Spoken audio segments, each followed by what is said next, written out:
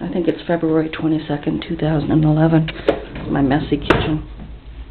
I had a YouTube viewer comment recently. He was very interested in my statement that I could make 6 meals out of 12 onions. And I said to him, oh yeah, I probably should have videoed that, but I didn't, so I'll try to get that for you soon. I wanted to show you what I'm doing for lunch today. Now this is steamed broccoli. A little bit of it is left over from yesterday. I steam it in here, and it's very, it's really only half cooked, and that's heating on an electric flame and a little bit of olive oil. There's no salt, no pepper, no spices. That's just plain broccoli. Now this is rice, which I buy in bulk. This happens to be Thai rice, I think, or jasmine rice. And the way I do rice is I put a little bit of oil in the bottom of the pan, the pot, and then if I want to season it, I put paella spices in this one today.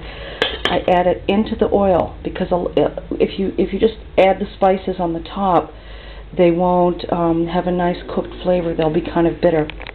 And then you don't want to open the lid too much. I put about twice the amount of water as I do rice and let it cook over a low flame, but I have to be careful not to let it go too long. I don't want it to scorch. Now in this pot I've got some sauce. It's chicken like gravy from the other day. I'm going to turn that flame off, and this is going to be served in this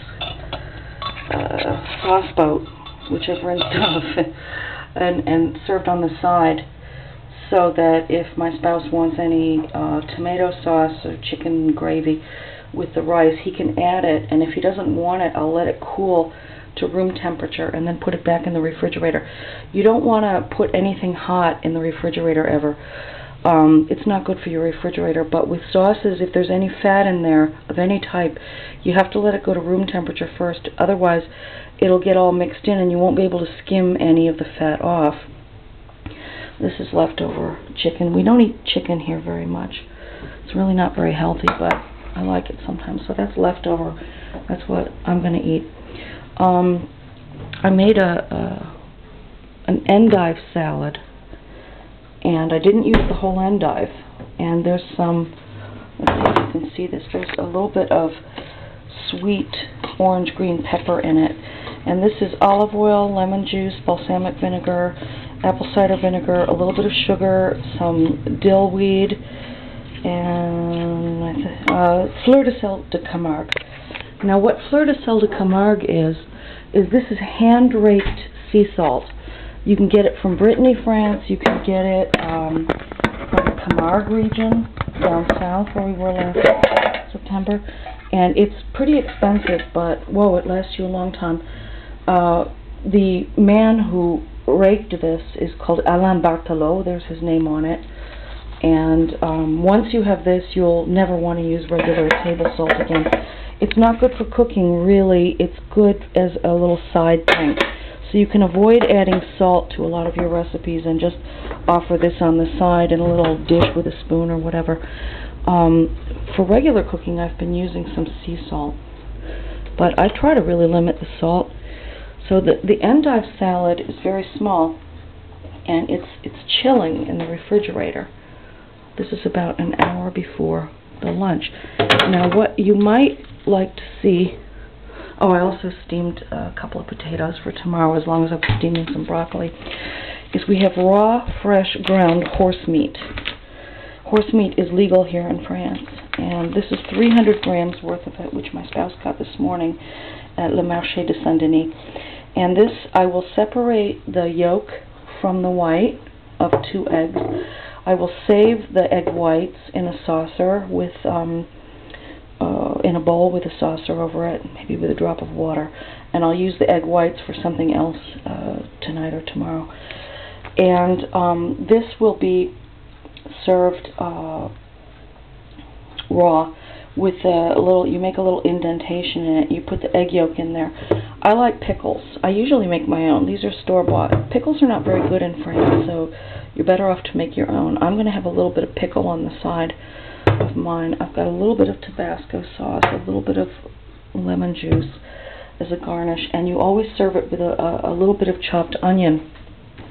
You have to keep the horse meat wrapped, though, and nice and cold because it's raw and it spoils really, really quickly.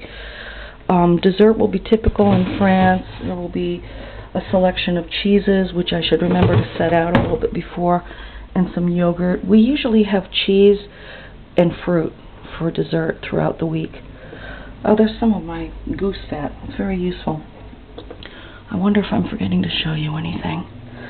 Now, okay, now see this rice? It's almost overcooked. I turn it off and I'm going to let it steam.